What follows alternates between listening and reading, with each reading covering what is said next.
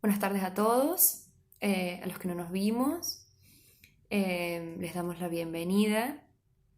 Como ustedes saben, desde esta semana vamos a empezar a trabajar a través de secuencias areales que integran a distintos espacios curriculares. En ese marco, filosofía, historia del pensamiento económico y, historia y política, vamos a estar trabajando juntas.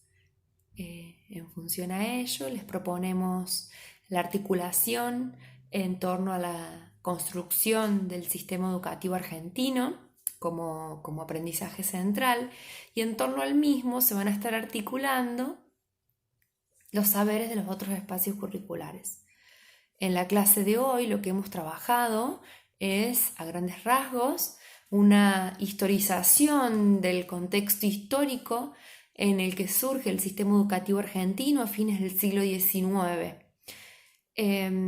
Como para ponerlos en situación, Argentina se inserta hacia finales del siglo XIX en la División Internacional del Trabajo, y en ese contexto empieza a desarrollarse un proceso de especialización económica que nos posiciona como el granero del mundo.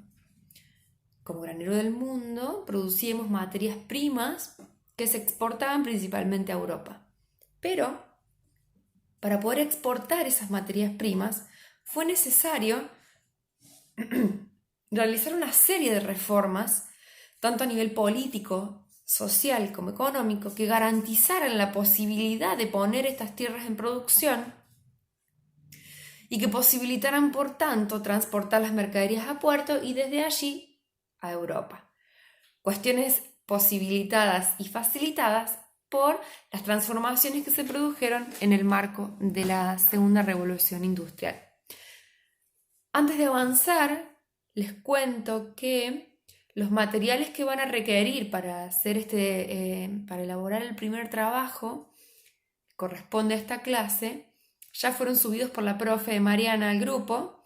Uno es el PowerPoint, donde se sintetizan las principales características sociales, políticas y económicas del contexto. Y al final del mismo tienen los links para acceder a los videos que quizás pueden utilizar para ampliar un poquito la información. Son dos.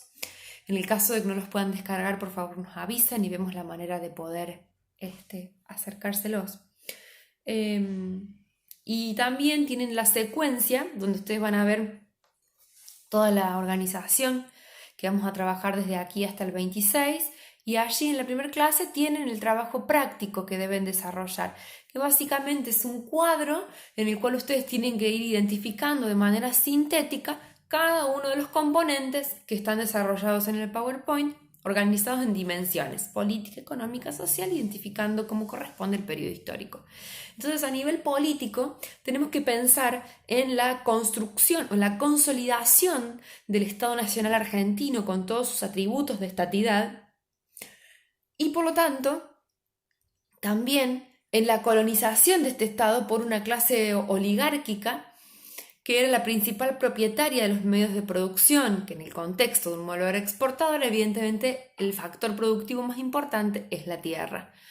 Esta clase oligárquica, este sector oligárquico, para monopolizar el dominio del Estado y para reproducirse en el Estado, implementó distintas estrategias de fraude electoral en un contexto en el cual no había una ley electoral que regulara el sistema político, y diferentes mecanismos que les permitían, a través del fraude y de la exclusión de la mayoría de la población en la participación del voto, a través del voto, reproducirse con similares características por lo menos hasta el 16. ¿Sí? Ahí ya vamos a empezar a hablar de otro tipo de Estado, como les comentó la profe.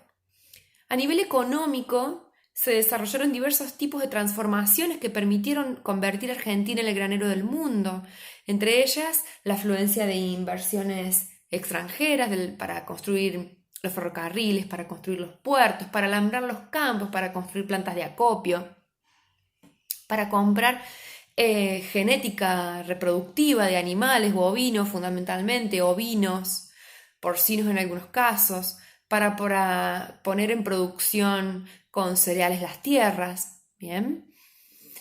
A nivel social, es necesario pensar que en ese momento se fomentó la inmigración. Se fomentó la inmigración fundamentalmente porque no había en estos países una gran cantidad de población con las cuales poner a trabajar estas tierras, sobre todo trabajadores agrícolas.